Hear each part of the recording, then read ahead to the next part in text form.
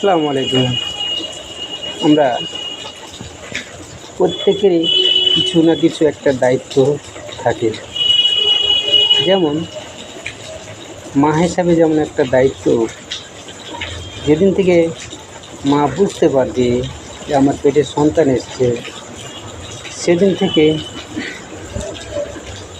সন্তান দুধ হওয়া অবধি যেটা একটা কর্তব্য থাকে, এই দীর্ঘ 2-3 বছরের ভেতরে মায়ের কর্তব্য হচ্ছে যতটুকু অন্যায় কাজ করবে ততটুকুই ছেলের ওপরে প্রভাব পড়বে, ছেলে তাই হবে।